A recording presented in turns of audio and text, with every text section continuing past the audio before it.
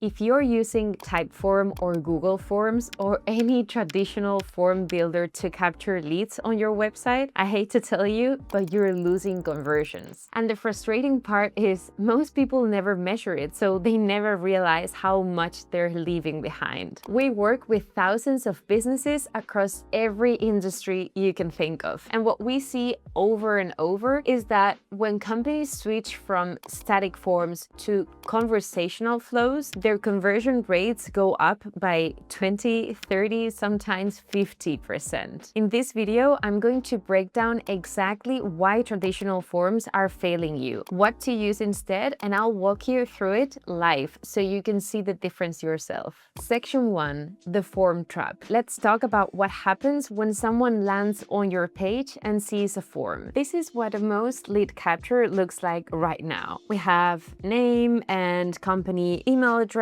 we have a company field, and then you have a field for tell us a bit about you and your goals. And then you hit submit. Here we have another example. This one is a bit longer and has more fields. So you can see here work email, first name, last name, company name, number of employees, phone, and country. And then that's it. You hit submit. That's the entire experience. And it doesn't matter who you are. You could be the head of marketing at a company with 500 employees and a real budget ready to buy this quarter. Or you could be a college student working on a class project. You both get the same exact form that you just saw. The form has no idea who it's talking to, and it doesn't really care. What happens after they hit submit? The data usually lands in a spreadsheet, or maybe your CRM if you've set that up. Then someone on your team has to open it, look at it, try to figure out if this person is worth calling, and then reach out. By the time that happens,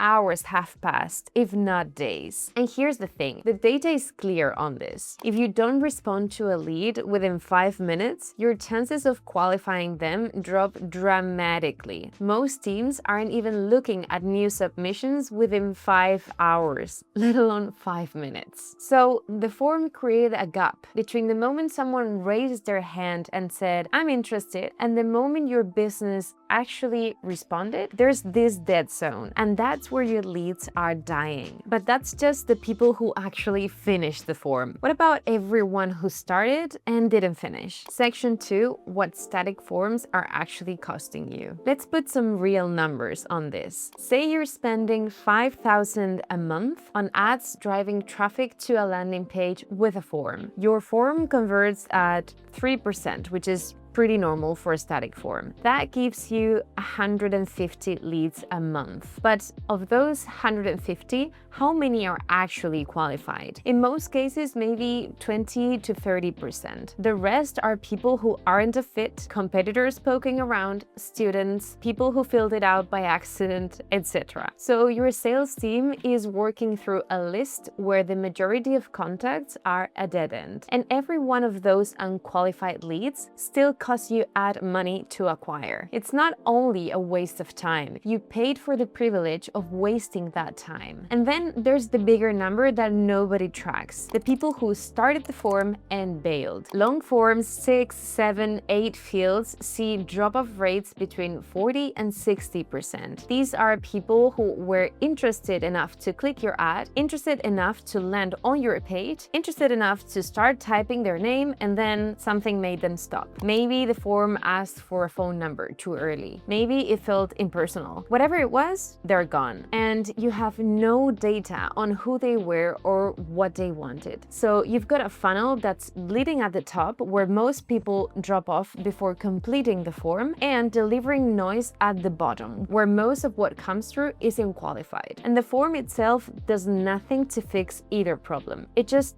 sits there collecting whatever it collects. So the question becomes, what would it actually look like if lead capture did more than just collect data? Section 3, why conversations convert better than forms. A conversation does something a form physically cannot do. It adapts. Every answer changes what happens next. When someone starts interacting with a conversational flow, you can qualify them from the first question. If they tell you they're a marketing agency agency looking to generate leads for clients, the conversation goes one direction. So maybe we ask number of clients, monthly spend, what tools they're using now. But if they say they're a small business owner just getting started, the conversation goes a different way. Same entry point, but the experience is tailored to who they actually are. And when someone isn't a fit, you don't waste your sales team's time. The conversation can route them to a self-serve resource, a help article, a different product tier, or whatever makes sense. The qualified leads, the one who match your criteria, they get moved forward immediately. They get to book a call, we push their data into a CRM with all the context attached and trigger a follow-up sequence, all inside the same interaction. The lead doesn't submit a form and wait. They have a 2-minute conversation and walk away with the next step. And this is what it actually looks like in practice. I am now inside Lambot's Builder, and I want to show you how this works. You've got a visual builder here, so no code. Each block is a step in the conversation, and you connect them by dragging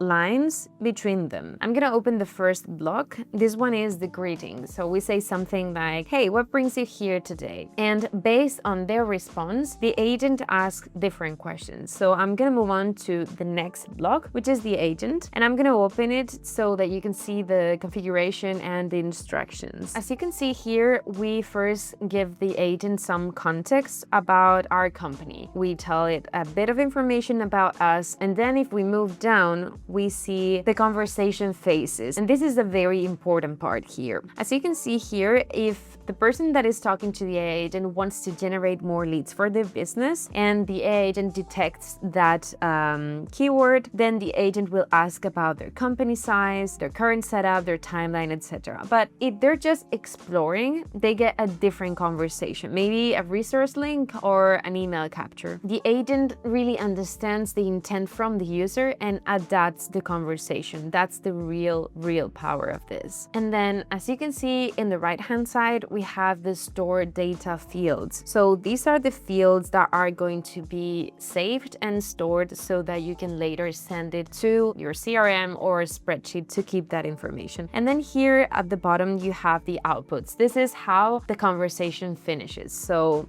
the possible outputs here are qualified lead output and then unqualified lead output. So let's go back to the flow. And this is the part that matters the most for your sales team. Do you see this integration block here? The second someone finishes the conversation with the AI agent, as we said before, the data that is saved from the agent is pulled directly into your CRM. It could be HubSpot, Salesforce, Pipedrive, whatever you use. You will have that information tagged, scored, and assigned to the right rep. No manual entry, no CSV export, no waiting. And if they're qualified, they can book a call right there inside the conversation. So no need to send them Calendly link or go outside of the conversation. They just pick a time, it lands on your rep's calendar, and done. Now the numbers. Lead Laundry, a performance marketing agency in Australia, moved their clients from standard web forms to conversational flows. They saw a 35% lift in conversion rates and 50% better lead quality. Same traffic, same ad spend, just a different capture experience. Another example,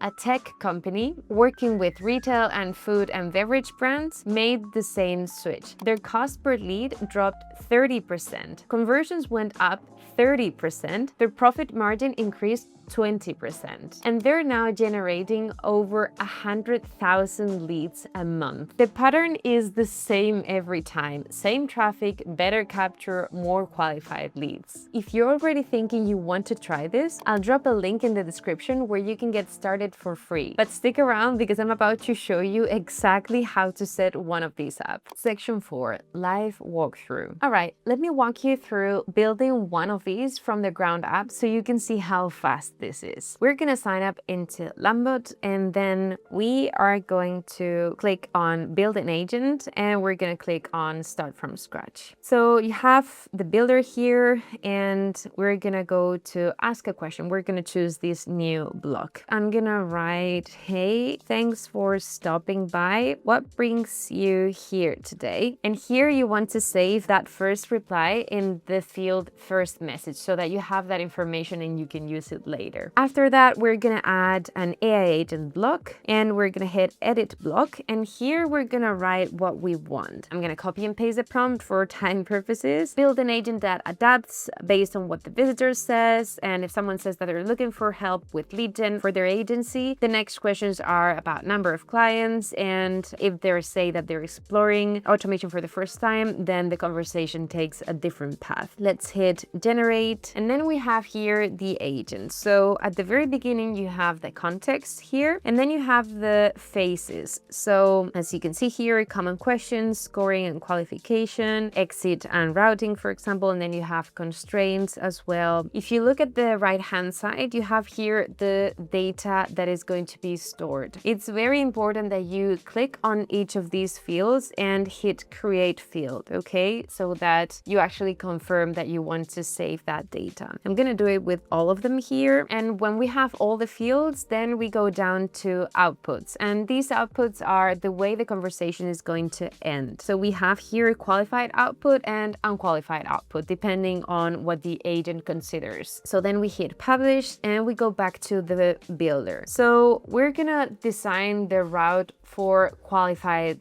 leads. For qualified leads, I'm going to add a HubSpot block here. So I'm going to connect it to my account and then I'm going to choose an event and I'm going to start filling out these fields. And then we're going to add the fields that actually relate to the ones that we collected in the AI agents. For example, here, chat transcription or number of clients or company size, for example. And I'm going to add another one for automation timeline and I'm going to hit save. Then after this HubSpot block, I'm gonna add a Calendly block so that the lead can actually book a call right there in the same conversation without actually having to send them to a different page or get out of these conversations. So we're gonna connect it to our account. We can customize the invite if we want, and we write book a meeting for the button text. And then we can customize the invite. I'm gonna say, hey, find a slot in my calendar, and then I'm gonna hit create in each of the fields down here for the event type, the start time, and the end time. And then after the Calendly block, we are going to add a goodbye message. So here I'm gonna write thanks. In the meantime, go to landbot.io and try it out. We're gonna hit save. So now I'm gonna build the unqualified lead flow. I'm going to add a block that stores the information of the lead first, because even if they're not the perfect fit for our business, we might want to store that information and maybe contact them later. So I'm gonna store the information and then I'm going to